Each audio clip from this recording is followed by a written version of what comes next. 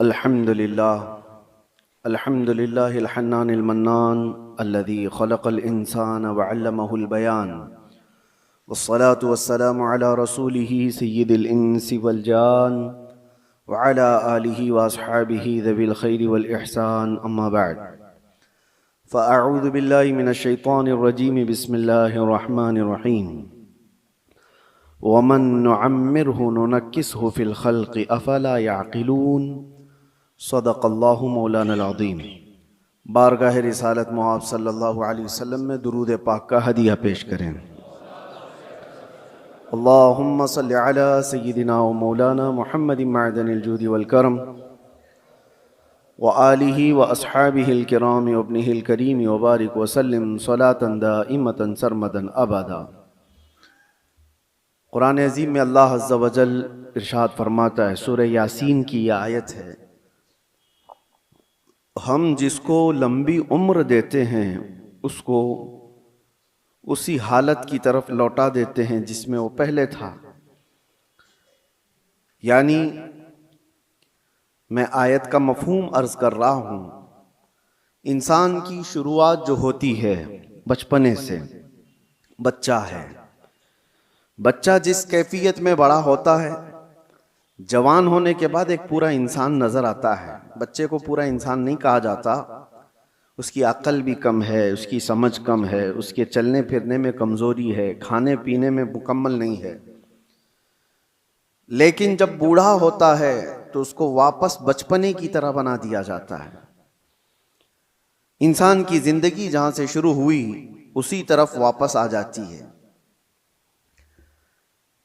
अब इस आयत की तफसीर में उलमाए इज़ाम, मुफस्सिरीन इज़ाम ने फरमाया है कि एक हालत से दूसरी हालत की तरफ फेर दिया जाना, इसको नुनक्किसहु फ़िल ख़ल्क़ कहा जाता है।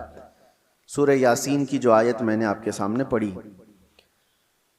हमारी ज़िंदगी जैसे शुरू हुई, बचपने में दांत नहीं थे, सिर्फ दूध पी सकते थे और कोई हार्ड ग़िज़ा नहीं खा पाते हैं।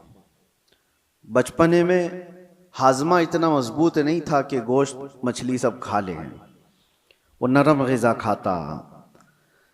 बचपने में वो खुद से चल नहीं पाता था, किसी के सहारे की ज़रूरत होती थी। बचपने में बोलने में ततलाहट आती, साफ साफ अल्फाज नहीं बोल पाता।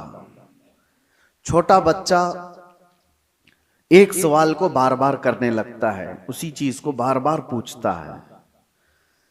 छोटा बच्चा कभी कभार खुद से पेशाब पखाना कर लेता है, उसे एहसास नहीं हो पाता बिस्तर में। उसकी सफाई के लिए उसके साथ किसी की ज़रूरत होती है। अब हम आते हैं बचपने से, जब बड़ा हुआ जवानी में ये सारी चीज़ें उसकी परफेक्ट हो गई, लेकिन जैसी बूढ़ापे को पहुंचा फिर से वही हालत पर आया कि अब बूढ़ा भी दांत गिरने की वजह से हार्ड चीज़ें खा नहीं पाता। बूढ़े को भी नरम ग़िज़ा देनी पड़ती है। बूढ़े का भी हाजमा मजबूत नहीं होता कि हर चीज़ वो हजम कर ले जाए। बूढ़े के अंदर भी अब किसी के सहारे की ज़रूरत आ गई। इतनी कमज़ोरी आ गई कि खुद से खड़ा होकर के चल नहीं सकता, किसी के सहारे की ज़रूरत है। बूढ़े के अंदर भी भूलने की आदत आ गई। बूढ़े के अंदर भी एक चीज़ को बार बार पूछने की आदत आ गई जो बच्चे के साथ थी। बूढ़े के अंदर फिर वो मकाम भी आ गया कुछ बूढ़ों को कि पेशाब पाखाना निकलने लगा और उनको पता भी नहीं चल पा रहा है। कंट्रोल ख़त्म होने लग गया जिस्म का। बिस्तर पर उनके पेशाब पखाने भी हो गए। बहुत सारे बूढ़ों के साथ ये मामला होता गया।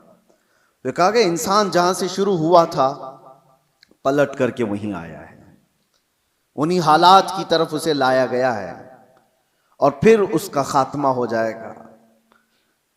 मैं ये बात इसलिए अर्ज कर रहा हूं कि गालिबन ऐसा लगता है कि दुनिया भी जिस अंदाज से शुरू हुई थी पलट करके उसी अंदाज पर आ जाएगी।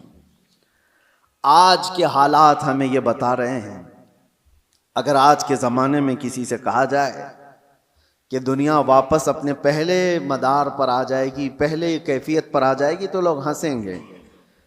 दुनिया की पहली वाली कैफियत ये है, जमीन में बीज बो, फसल आए तो अनाज निकालो, चक्की में आटा पीसो और रोटी बनाओ और खाओ। ना कोई मशीन का तस्वुर, पत्थरों को टकरा करके आग जलाओ और दिए रोशन करो और घर को उसी से उजाला करो, यही पहली की कैफियत थी। कपड़े अपने हाथ से सिलो, बाकी कोई चीज नहीं थी। घोड़सवारी करो, कोई सवारी नहीं थी। न कार, न गाड़ी, न प्लेन, न ट्रेन, कोई चीज नहीं थी। जानवरों पर सवारी किए जाते थे। दुनिया की ये पहली कैफियत है। आज मैं अगर कहूं कि दुनिया की उसी पहली कैफियत पर वापस आना पड़ेगा तो लोग हंसेंगे, ऐसा कैसा पॉसिबल है, मुमकिन नहीं है। लेकिन मेरे अजीजों, आज मैं एक बहुत अहम बात आपके सामने रखने जा रहा हूं। हो सकता है दुनिया उसी पहली वाली कैफियत पर वापस आ जाएगी, उसी कैफियत पर जहां से शुरू हुई थी। आज के हालात देखकर यह लगता है पेट्रोट मिसाइल और न्यूक्लियर वेपन्स के जरिए से पूरी दुनिया ऐसी तबाह हो रही है। ये तो अभी हथियारों का इस्तेमाल पूरा नहीं हुआ। जो हथियार ये सुपर पावर कंट्रीज बना करके बैठे हुए हैं, इनका अभी इस्तेमाल नहीं हुआ है। 1945 में जो न्यूक्लियर का इस्तेमाल हुआ था, उसका असर आज तक होता है जापान में, नागासाकी और हिरोशिमा में।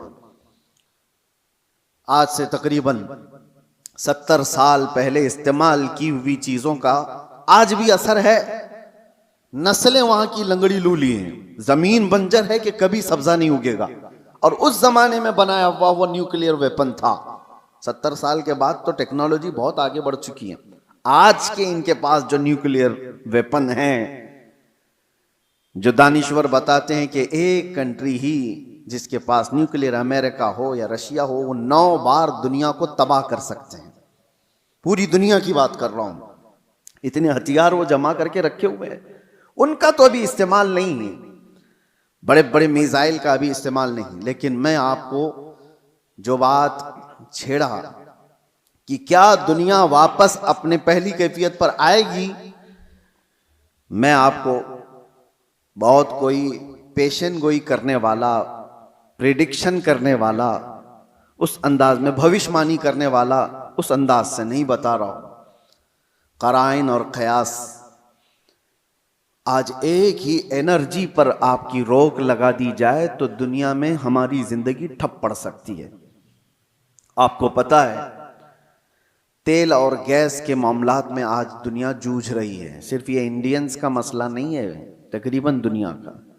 और आपको अंदाजा होना चाहिए, ये जो जंग चल रही है अमेरिका, ईरान, इजराइल के बीच में, सबको खबर है। तकरीबन आज इंटरनेट से सब लगे हुए हैं और खबरें लेते रहते हैं। ईरान के पास एक हुर्मुज स्ट्रेट है जिससे सारे शिप्स गुजरते हैं। दुनिया वहां से अपने तेल और गैस और फर्टिलाइजर की खपत करती है, लेती है, देती है। लेकिन हैरत की बात यह है, पूरी दुनिया वहां से जो ट्रेड करती है वो सिर्फ 25% है, 75% नहीं। 25% वहां से तेल दुनिया का आता है। मुझे हैरत इस बात की होती है कि ईरान ने सिर्फ 25% पर रोक लगाई तो अभी दुनिया इसकी हालत ये है।